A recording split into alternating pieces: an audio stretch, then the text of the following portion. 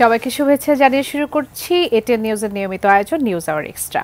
সুপ্রিয় দর্শক, এটিএন নিউজের এই নিয়মিত আয়োজনটির সহযোগিতায় থাকে ক্যামব্রিয়ান স্কুল অ্যান্ড কলেজ এবং আলোক হেলথ কেয়ার অ্যান্ড হাসপাতাল। আমাদের আজকে নির্ধারিত বিষয় রাষ্ট্র সংস্কারের জাতীয় ঐক্য। এই বিষয়টি নিয়ে আলোচনা করব। পুরো আয়োজন জুড়েই আপনাদের সঙ্গে থাকবো আমি বাবলি ইয়াসমিন। সম্মানিত দুজন অতিথি স্টুডিওতে আমাদের সঙ্গে উপস্থিত থাকবেন। একজন এই মুহূর্তে আছেন সালেহ উদ্দিন, নির্বাহী সম্পাদক দৈনিক ইত্তেফাক ও আইন সাংবিধানিক রাজনৈতিক বিশ্লেষক। আপনাকে স্বাগত জানাচ্ছি এই আয়োজনে। আপনাকেও এবং দর্শকদেরকেও। আজকে নিঃসন্দেহে আমাদের জন্য অত্যন্ত আনন্দের একটি দিন। বাংলাদেশের ক্রিকেট ইতিহাসের ঐতিহাসিক একটি দিন হয়ে থাকবে সেটি। পাকিস্তানের মাটিতে পাকিস্তানকে 2-0 ব্যবধানে হোয়াইট ওয়াশ করেছে বাংলাদেশ এবং আমাদের ক্রিকেট দলকে অভিনন্দন জানাতে চাই এটা নিউজের পক্ষ থেকে। মূল আলোচনায় যেতে চাই, রাষ্ট্র সংস্কারের জাতীয় ঐক্য শুরু করতে চাই। সালেহ উদ্দিন, আপনার কাছে আসি। যেটি বলছিলাম যে আমাদের জন্য নিঃসন্দেহে এটি একটি অনেক বড় অর্জন এবং সেই অর্জনের শুভেচ্ছা জানিয়ে শুরু করছিলাম। আপনার কাছে প্রশ্ন যেটি নিয়ে আসতে চাই সেটি হচ্ছে যে আজকে অন্তর্বর্তীকালীন প্রধান উপদেষ্টার সঙ্গে প্রায় 20টি পত্রিকার সম্পাদকদের একটি বৈঠক হয়েছে। নানান বিষয় সেখানে উঠে এসেছে, কিন্তু যে বিষয়টি সবথেকে বেশি নজর কেড়েছে আলোচনায় সেটি হচ্ছে জাতীয় ঐক্যের প্রশ্নটি উঠে এসেছে। জাতীয় ঐক্য নিয়ে শুরু করতে চাই। দেখেন, বাংলাদেশে দীর্ঘদিন ধরে নানান ইস্যু তুলে আমাদের জাতীয় ঐক্য, জাতীয় সংহতি বিনষ্ট করা হয়েছে। আপনি যদি আমাদের পাশের দেশ, বৃহত্তম গণতান্ত্রিক দেশ ভারত, তার দিকে তাকান, যে কোনো ইস্যুতে, জাতীয় ইস্যুতে তারা কিন্তু সকল রাজনৈতিক দল একসঙ্গে বৈঠক করে। বাংলাদেশে আপনি কোনো একটা দৃষ্টান্ত দেখাতে পারবেন না যে বাংলাদেশের সমস্ত রাজনৈতিক দল বসে একটা সিদ্ধান্ত নিয়েছে। দেখেন, এমন কিছু আন্তর্জাতিক চুক্তি আছে, যেমন আমাদের সঙ্গে ভারতের অনেকগুলো চুক্তি হয়েছে।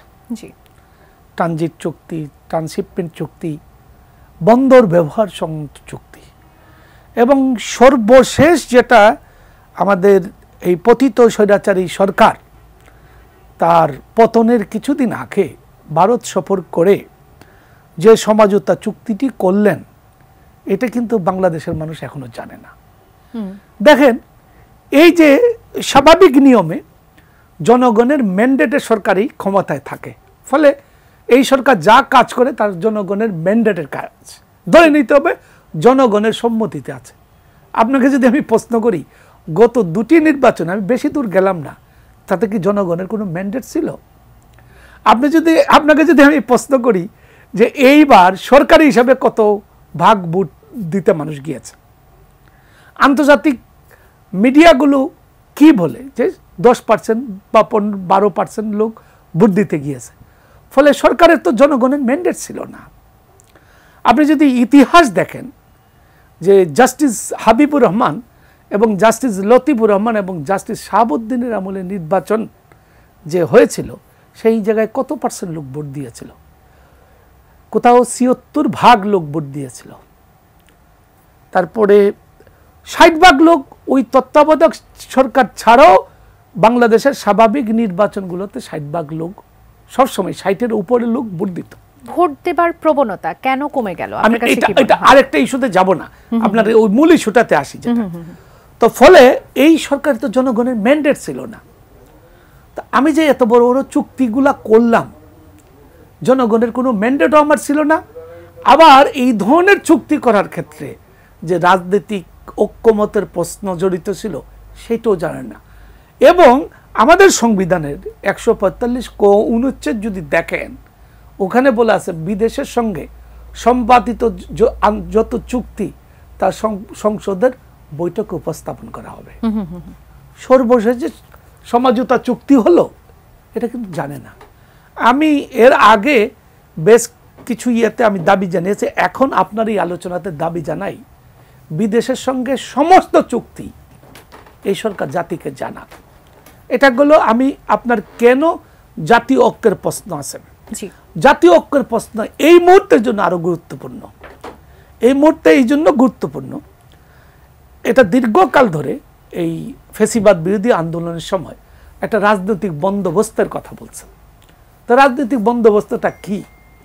রাজনৈতিক বন্দোবস্ত হচ্ছে, আমাদের এখানে আপনি দেখবেন 90 সালে একটা গণঅভ্যুত্থান হয়েছিল, তাতে 3 জোটের একটা রূপরেখা হয়েছিল। পরবর্তীতে নির্বাচিত কোন সরকারই 3 জোটের রূপরেখাকে মান্য করে নাই, কিন্তু একটা জাতীয় একটা চুক্তি হয়েছিল, সমঝোতা চুক্তি। এখন আমাদের অনেক মৌলিক ইস্যু আছে যেগুলোর মধ্যে উনার দলের সঙ্গে আরেক দলের দ্বন্দ্ব আছে। যেমন ধরেন সংবিধানের অনেক সংশোধনের প্রশ্ন উত্থাপিত হচ্ছে, যদিও এইটা নিয়ে একটা দ্বিধা বিভক্তি আছে যে সংবিধান সংশোধনের ক্ষমতা এই অন্তর্বর্তীকালীন সরকারের আছে। আমরা সংবিধান নিয়ে আলাদা করে একটু কথা না, আমি ওটা কেন বলছি, এটা আপনার রাজনৈতিক বন্দোবস্তের প্রেক্ষিতে আমি উদাহরণ দিচ্ছি, আমি সংবিধান নিয়ে আলোচনা যাচ্ছি না। তো ফলে এটা একটা দ্বিধা বিভক্তি আছে। ওনার দল, জাতীয়তাবাদী দল বিএনপি বলছে এটা আগামী সংসদের হাতে ছেড়ে দেন। আবার কিছু কিছু মানুষ মনে করে যে সংবিধান এটা পুনর্লিখন দরকার। এই ধরনের আমি আপনাকে, আপনি যদি যেতে চান তাহলে আমি যেতে চাই, আপনি শেষ করুন। আমি এই ধরনের অনেকগুলো বিষয় আছে যেগুলোর জন্য জাতীয় ঐক্যমত দরকার। এই জন্য যে জাতীয় ঐক্যমত, জাতীয় সমঝোতা এবং জাতীয় চুক্তি দরকার। এই চুক্তির ভিত্তিতে যাতে আগামীতে যারা নির্বাচিত হয় তারা যেন এগুলা প্রতিপালন করে। ধন্যবাদ। আসবো আপনার কাছে। সুপ্রিয় দর্শক, যেমনটি বলছিলাম, সৈয়দ ইমরান সালিহ প্রিন্স আমাদের সাথে যুক্ত হওয়ার কথা, তিনি এই মুহূর্তে স্টুডিওতে উপস্থিত আছেন। স্বাগত জানাচ্ছি আপনাকে। আমরা আসলে আজকের দিনের উল্লেখযোগ্য যে ঘটনাটি, অন্তর্বর্তীকালীন সরকার প্রধানের সঙ্গে প্রায় 20টি দৈনিক পত্রিকার সম্পাদকদের বৈঠক হয়েছে এবং সেখানে জাতীয় ঐক্যের বিষয়টি বিশেষ গুরুত্ব পেয়েছে। আমরা সেই জাতীয় ঐক্যের বিষয়টি নিয়ে কথা বলছি। আপনার কাছে কি মনে হয় যে জাতীয় ঐক্যটা এই সময়ে কতটা প্রয়োজন? ধন্যবাদ আজকের এই শোতে আমাকে আমন্ত্রণ জানানোর জন্য, এবং একই সাথে আমাদের সালাউদ্দিন ভাই ওখানে উপস্থিত আছেন, তাকেও আমি ধন্যবাদ জানাচ্ছি। তো আজকে আপনি যে জাতীয় ঐক্যের কথা বলেছেন, জাতীয় ঐক্য তো অবশ্যই আমাদের মধ্যে আছে। এই যে ছাত্র গণবিপ্লব হয়ে গেল, এই ছাত্র গণবিপ্লবের যে রক্তাক্ত পথ, এই রক্তাক্ত পথের মধ্যে দিয়ে কিন্তু জাতীয় একটা ঐক্যর সৃষ্টি হয়েছে, এবং যে কারণে আজকে ধরেন নোবেল বিজয়ী ডক্টর মোহাম্মদ ইউনূসের নেতৃত্বে একটা অন্তর্বর্তীকালীন সরকার আজকে কিন্তু এই অন্তর্বর্তীকালীন সময়ে দেশের দায়িত্ব পালন করছে। তো হ্যাঁ, এখানে কিছু কিছু বিষয়ে তো জাতীয় ঐক্য আমাদের করতে হবে। এখানে যে বন্দোবস্তের কথা সালাউদ্দিন ভাই বললেন, অবশ্যই এগুলো মানে পরিবর্তিত রাজনৈতিক পরিস্থিতিতে এটা আমাদেরও মানে হওয়া প্রয়োজন। আমাদের দলের ভারপ্রাপ্ত চেয়ারম্যান জনাব তারেক রহমান কিছুদিন আগে একটা নীতিগত বিবৃতি প্রদান করেছেন, এটা পলিসি স্টেটমেন্ট বলে। তো সেই পলিসি স্টেটমেন্টে তিনি বলেছিলেন যে এই যে আজকে যে ক্ষমতার যে মানে পালাবদল হলো, এটা শুধু ক্ষমতার হাত বদল নয়, এখানে রাজনীতি এবং রাষ্ট্রের পরিবর্তন দরকার। এই রাজনীতি এবং রাষ্ট্রের যে পরিবর্তন, এই পরিবর্তন যদি আনতে হয় আমাদের অবশ্যই আমাদের মধ্যে রাজনৈতিক বন্দোবস্ত একটা আনতে হবে। এই ঘুণে ধরা রাজনীতি যেটা আমাদের মানে সেই আগের থেকেই চলে আসছিল, এবং সেখানে একের বিরুদ্ধে অপরে যে হিংসাত্মক একটা মনোভাব, একে অপরকে নির্মূল করে দেওয়ার যে একটা মনোভাব, এখান থেকে ফিরে আসতে হবে আমাদের সকলকে, এবং জাতীয় সব ইস্যুতে আমাদের ঐক্যবদ্ধ থাকতে হবে। দুর্ভাগ্যজনক হলেও সত্য যে আমাদের পার্শ্ববর্তী দেশ ভারত বলেন, এমনকি পাকিস্তানেও বলেন, বা অন্যান্য নেপাল বা ভুটান কিংবা শ্রীলঙ্কা এসব দেশেও বলেন, সেখানেও যখন জাতীয় বিভিন্ন সমস্যার তৈরি হয়, সেখানেও কিন্তু আমরা দেখেছি যে তখন মানে পরস্পর বিরোধী যে রাজনৈতিক পক্ষ আছে তারা কিন্তু একত্রে বসে একটা সংকট সমাধানে যেতে পারে, এবং সেখানে সেই জন্য ধরেন যিনি রাষ্ট্রপতি নির্বাচিত হন, সেটাও কিন্তু এমন একজনকে নির্বাচিত করা হয় যার প্রতি সকলের আস্থা এবং বিশ্বাস থাকে। তো আজকে এরকমই একটা আমাদের পরিবেশ তো নিতে হবে। আজকে সবচেয়ে বড় বিষয় যেটা এখানে আলোচনা হচ্ছে সংস্কার। আজকে আমরা যে এই যে আমাদের রাষ্ট্র ব্যবস্থা ভেঙে একদম তছনছ হয়ে গেছে, আওয়ামী লীগ গত 15টি বছরে তারা এই যে অনৈতিকভাবে দেশ শাসন করতে গিয়ে, জনগণের ম্যান্ডেট ছাড়া দেশ শাসন করতে গিয়ে, এবং তারা চরম দলীয়করণ এবং ফ্যাসিবাদ কায়েম করতে গিয়ে আমাদের রাষ্ট্র ব্যবস্থাকে ভেঙে নস্যাৎ করে দিয়েছে। এখন এই রাষ্ট্র কাঠামোকে আমাদের মেরামত করতে হবে। রাষ্ট্র কাঠামোকে মেরামত যদি করতে হয় আমাদের আমূল পরিবর্তন এবং সংস্কার আনতে হবে। এখানে সংবিধানের কথা এসছে, অবশ্যই আমাদের এই সংবিধান যেটা আওয়ামী লীগ রেখে গেছে এটা জনগণকে প্রতিনিধিত্ব করে না। এটা আওয়ামী লীগের দলীয় সংবিধানে পরিণত হয়েছে। আমরা সংবিধান নিয়ে আমি একটি শেষ করি, যে সংস্কারের যে কথাটা বলছি ওইটা পরে আসেন, যে ওইটা পরে না হয় আমরা আলোচনা করব। যে সংস্কারের কথাগুলো বলছেন, আমরা ইতিমধ্যেই আমরা বিভিন্ন বোদ্ধা মহল, বিশিষ্ট ব্যক্তি, শ্রেণী পেশার মানুষ, তাদের সাথে আলোচনা করে রাষ্ট্র কাঠামো মেরামতের জন্য আমরা 31 দফা আমরা প্রণয়ন করেছি এবং জাতির সামনে আমরা উপস্থাপনও করেছি, সমাদৃত হয়েছে। এখন যে এই যে তারুণ্যের যে একটা আন্দোলন হলো, আমাদের 15 বছরের আন্দোলনের ধারাবাহিকতায় আজকে যে ছাত্র গণ আন্দোলনের মধ্য দিয়ে যে একটা তারুণ্যের উত্থান ঘটেছে, সেই তারুণ্যের যে সেন্টিমেন্ট এই দেশ গঠনের জন্য, এই সংস্কারের জন্য, সেটাকে আমাদের ধারণ করতে হবে এবং সেখান থেকেও আমাদের ভালো কিছু যদি থাকে এই 31 দফার সাথে সন্নিবেশিত করে আমরা রাষ্ট্র কাঠামোগুলোকে মেরামত করতে চাই। এবং সে কারণে আমাদের নেতা তারেক রহমান অনেক আগেই কিন্তু বলেছিলেন যে বিএনপি যদি নির্দলীয় নিরপেক্ষ তত্ত্বাবধায়ক সরকারের অধীনে নির্বাচনের মধ্য দিয়ে রাষ্ট্র ক্ষমতায় এককভাবেও যদি অধিষ্ঠিত হয়, এককভাবে বিএনপি সরকার গঠন করবে না। অর্থাৎ এই পরিকল্পনা আগে থেকেই ছিল যে যখন আমরা সকল দলকে নিয়ে সরকার গঠন করে সেখানে আমরা এই রাষ্ট্রের আমূল পরিবর্তনের জন্য, আমূল সংস্কারের জন্য আমরা সেখানে পরিবর্তনের কথা বলছেন। এবং নিঃসন্দেহে 5 আগস্টের পর সংস্কারটাই আমাদের সবথেকে বড় কনসার্ন। এবং সংস্কারের যখন প্রশ্ন আসে, আগে ছিল বলেই তো আমাদের নেত্রী বেগম খালেদা জিয়া 2017 সালে তার ভিশন 2030 তিনি উপস্থাপন করেছেন। তারও আগে 2016 সালে আমাদের জাতীয় কাউন্সিলে তিনি কিন্তু সংস্কারের কতগুলো সুযোগ তৈরি হয়েছে সংস্কার করার, এবং সেই সংস্কারে সকলেই বলছে আর কি, সকলেই বলছে সুযোগটা তৈরি হয়েছে। এবং সেই সংস্কারে তো অনেক কিছু সংস্কার করতে হবে, রাষ্ট্রীয় বিভিন্ন গুরুত্বপূর্ণ জায়গা থেকে শুরু করে আমরা গণমাধ্যম থেকে শুরু করে সবকিছুর কথাই কিন্তু সেখানে বলছি। আপনার রাষ্ট্র কাঠামো যে বলতে যা বোঝায়, মানে সরকার, প্রশাসন, বিচার বিভাগ, নিরাপত্তা বাহিনী, গণমাধ্যম, রাজনীতি, সবকিছুর মধ্যে সংস্কার। আমি প্রশ্ন রাখতে চাই যে সেটার জন্য যে সুদীর্ঘ সময়ের প্রয়োজন নিঃসন্দেহে, কিন্তু যখন দলগুলোর প্রশ্ন আসছে তখন নির্বাচনের রোডম্যাপের জন্য এক ধরনের প্রত্যাশার জায়গা নিশ্চিতভাবেই আছে, কারণ আমাদের জন্য নির্বাচনটি অনেক বেশি গুরুত্বপূর্ণ। অন্তর্বর্তীকালীন সরকার যে সংস্কারটুকু করবে সেখানে অত্যাবশ্যকীয় সংস্কার যেগুলো না করলেই নয়, অতি জরুরি, যে সেই কাজের পরিধি নির্ধারণ করবে যে এই সরকার কতটুকু থাকবে, অন্তর্বর্তীকালীন সরকারের মেয়াদ ততটুকু হবে। আজকের আলোচনায় এটিও একটি গুরুত্বপূর্ণ বিষয় ছিল, সেটি নিয়ে একটু জানতে চাই সালেউদ্দিন। সেই ন্যূনতম সময়ের কথাও বলা হয়েছে যে অন্ততপক্ষে 2 বছর থাকা উচিত, আপনি কি মনে করেন? আচ্ছা শুনেন, আপনি আমাকে মাঝপথে থামাবেন না। প্রথমত যদি মনে করেন আমার বেশি সময় নিছে পরে দিবেন না, আমি কথাগুলো না বললে হবে না। আমি 4 মিনিট আপনাকে নির্দ্বিধায় দিতে পারি, এখন 4 মিনিট একটা কথা বলতে পারবেন। প্রথমত হচ্ছে এই সরকারের শক্তির উৎস কি ছিল? বৈষম্য বিরোধী ছাত্র আন্দোলন যেটা নেতৃত্ব দিয়েছে, তারপরে কারা ছিল? বাংলাদেশের সমস্ত রাজনৈতিক দল যারা ফ্যাসিবাদের বিরুদ্ধে ছিল, এবং এর সঙ্গে যুক্ত সাধারণ মানুষ, কৃষক, শ্রমিক জনতা, সবাই। এর সঙ্গে আরেকটা বড় যুক্ত হয়েছে আমাদের দেশপ্রেমিক সেনাবাহিনী, যারা এই সংকটের সময় বাংলাদেশকে একটা শৃঙ্খলার দিকে ফিরিয়ে নিয়ে আসতে সহায়তা করেছে। তাহলে আমরা এখানে এই রাজনৈতিক মাঠে আমরা দুইটা শক্তি দেখতে পারি। একটা হচ্ছে বৈষম্য বিরোধী ছাত্র আন্দোলন, আর নৈপথ্যে ছিল বাংলাদেশের সমস্ত রাজনৈতিক দল। ফলে এবং বর্তমানে আছে একটা সরকার। এই তিনটার মধ্যে একটা ঐক্য, কিন্তু এই মুহূর্তে একটা জাতীয় ঐক্য। এই জায়গায় কোনো বিচ্যুতি ঘটলে, এই জায়গায় আবারও বলছি, এই জায়গায় কোনো বিচ্যুতি ঘটলে আমরা একটা সংকটে পড়ে যেতে পারি। আপনি আসেন, আমাদের কতক সংস্কার এই মুহূর্তে করা জরুরি, যেটা কেউ দ্বিমত করবে না। যেমন নির্বাচন কমিশনের সংস্কার। নির্বাচন কমিশন সংস্কার মানে নির্বাচন কমিশনের নিয়োগ না, কিন্তু আইন, বিধিমালা এবং পুরো ব্যবস্থা, কতক বিধান, যে কি কি করলে জনগণ ভোট দিতে পারবে। যেমন ধরেন একটা বিধান করা হয়েছিল, সেটা করতে 2 বছর লাগছে, একটা অভিযোগ দিয়া যে বিএনপি ভুয়া ভোট করেছিল, কিন্তু তার কিন্তু কোনো অনুসন্ধানী রিপোর্ট নাই যে কত ভোট ভুয়া হয়েছিল, ঠিক আছে? কিন্তু কি করা হয়েছিল?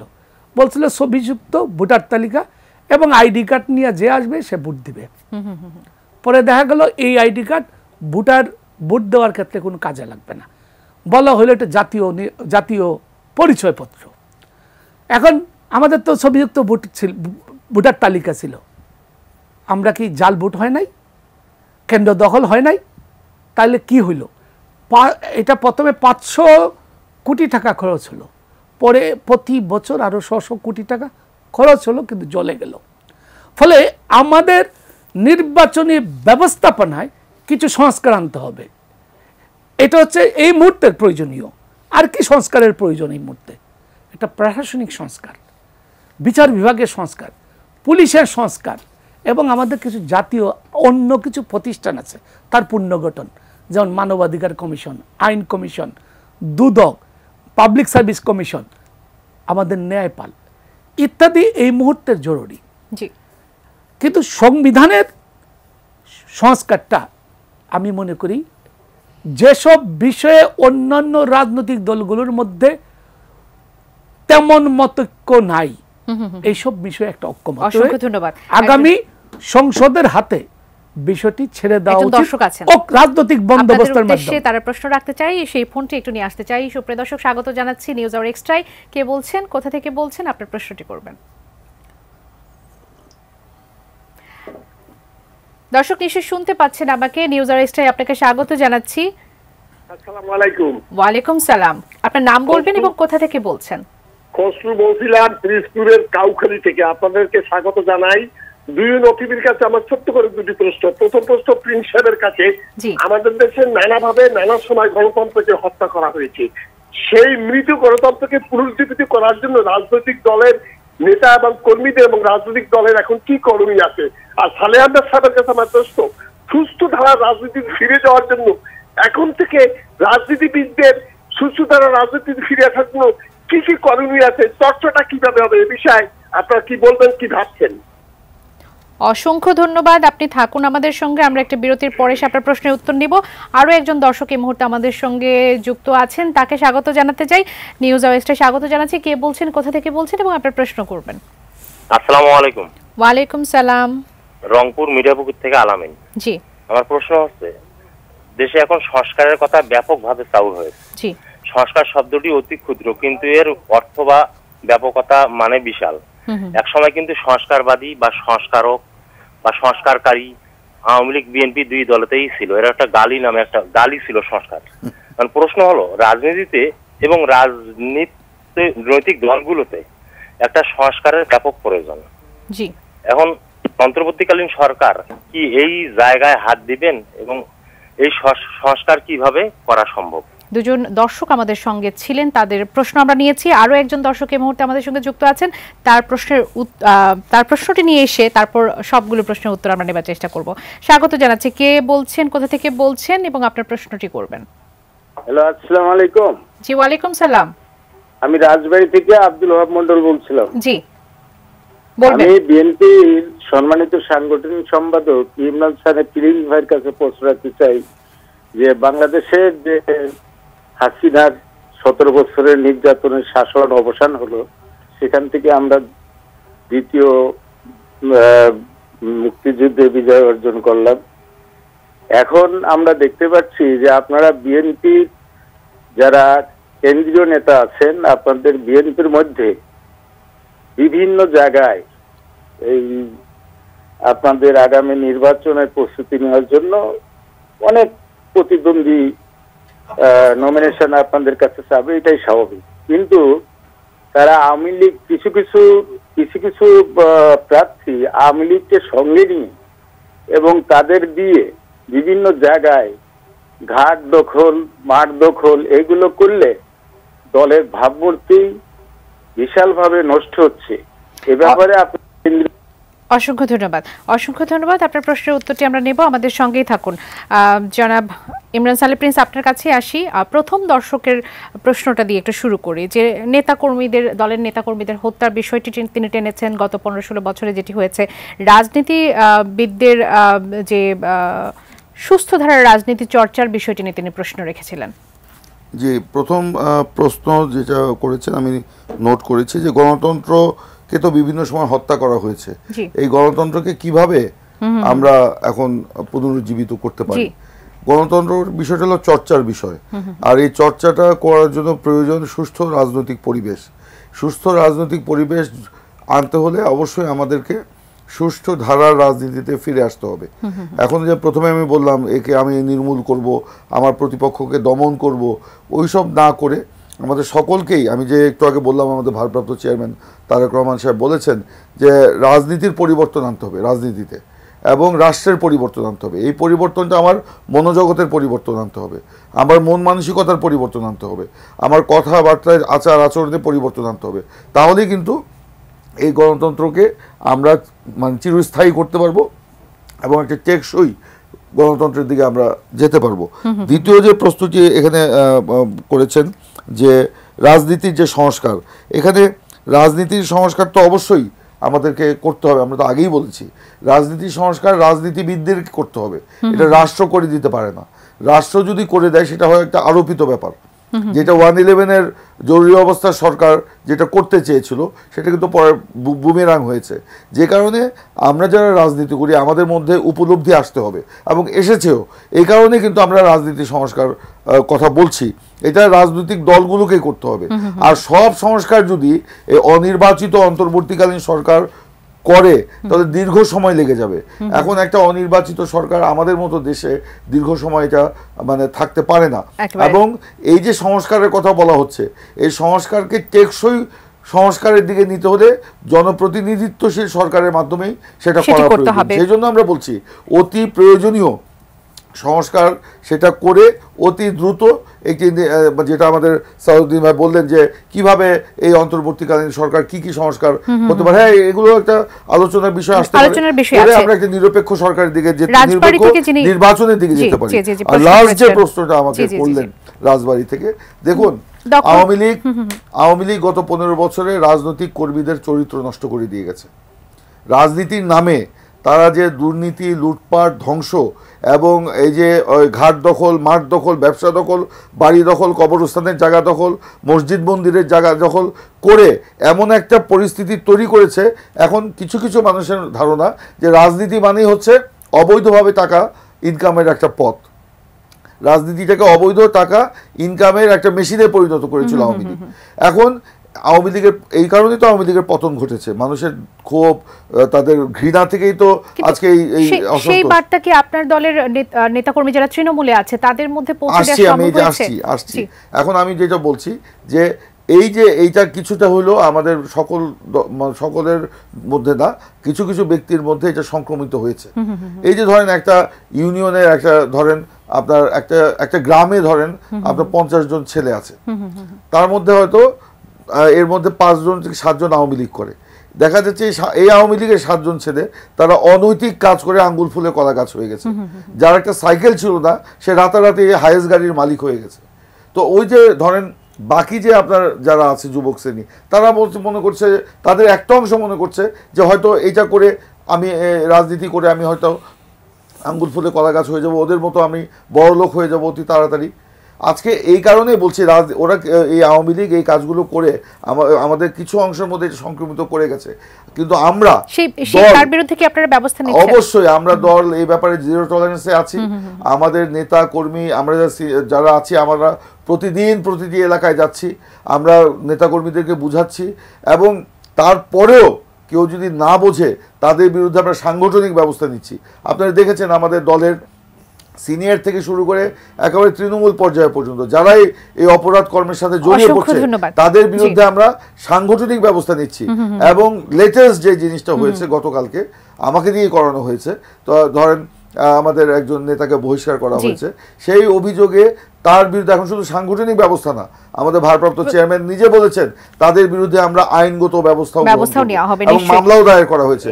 অথচ ওই লোকের এই দলের প্রতি তার অবদান ছিল, অনেকবার জেল খেটেছে, অনেক মিথ্যা মামলার আসামি হয়েছে, কিন্তু আজকে এই গুটি কয়েক ব্যক্তির জন্য আমাদের টোটাল দলের ভাবমূর্তি বিনষ্ট না হয় আমরা তাদেরকে আইনে। জনাব সালেউদ্দিন, আপনার কাছ থেকে প্রশ্নের উত্তরগুলো একটু নিতে চাই। প্রথম দর্শক যিনি সুস্থ ধারার রাজনীতি চর্চার কথা বলছিলেন রাজনীতিবিদদের বিশেষ করে, সেটি নিয়ে কি বলবেন?